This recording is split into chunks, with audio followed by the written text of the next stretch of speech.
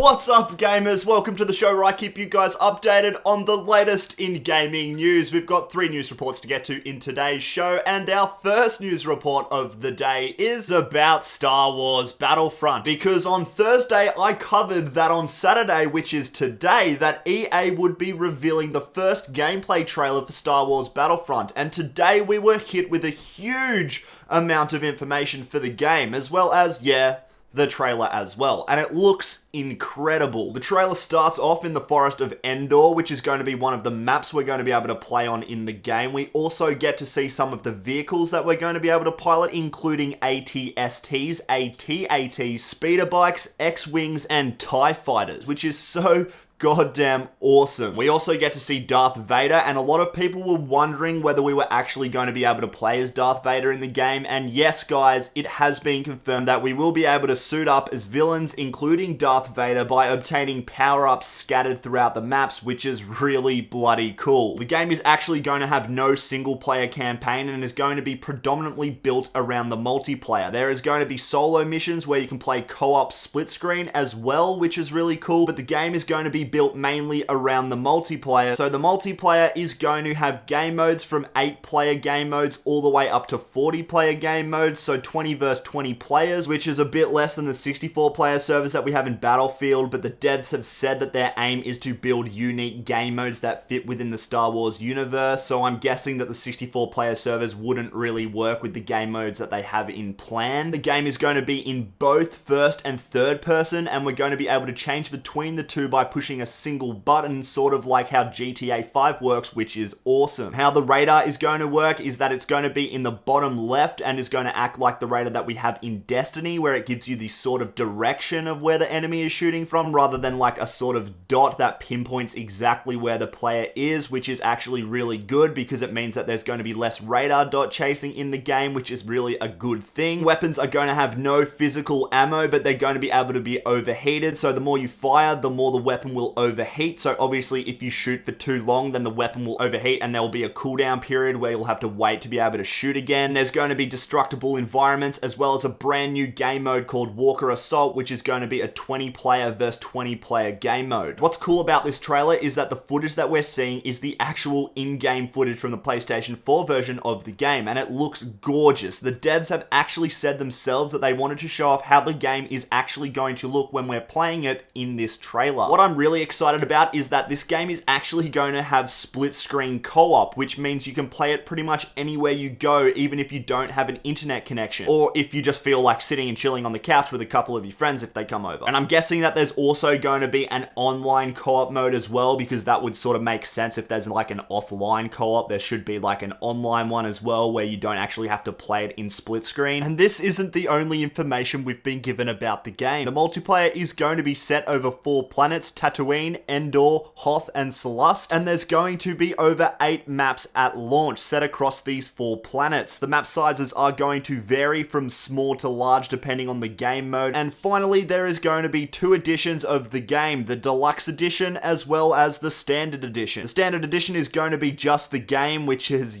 pretty standard, and the Deluxe Edition is going to give you the game and 5 in-game items which are on your screen now. Anyway, this game looks awesome, and I really can't wait to get my hands on it when it comes out on November 17, and I actually don't think I mentioned it, but yeah, it comes out on November 17 this year. And oh yeah, there's also free DLC coming out on December 8th for this game as well, so really this game just keeps getting better and better. But now let's get into our next news piece of the day, and it's that EA has announced the release date for Madden 16, and it's going to be released on the 25th of August. This is actually the first time that EA has actually even acknowledged that this game exists, but we all pretty much knew that this game was coming, even though nothing was mentioned about it until now. But now, we actually have a release date for this game, which is pretty good, and EA also said that they're going to be releasing more details and news for the game coming at the start of May, so we're likely to see some more details for Madden 16 over the next couple of weeks, which is really good news. And now let's get into our last news piece of the day, and the install sizes for The Witcher 3 Wild Hunt for the Xbox One and PlayStation 4 have been revealed. The download size for the Xbox One is going to be 25.15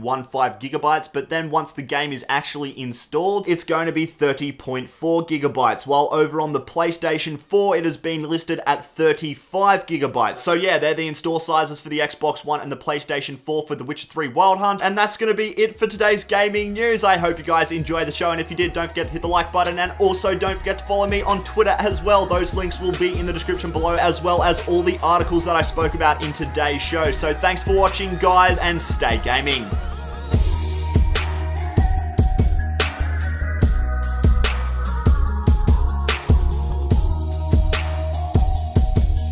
Update is now available for those who are in Xbox One's preview program. The update so far is pretty basic, and we probably aren't going to notice a lot that is coming from this update. It's basically a whole lot of behind the scene fixes for audio and sound so far, including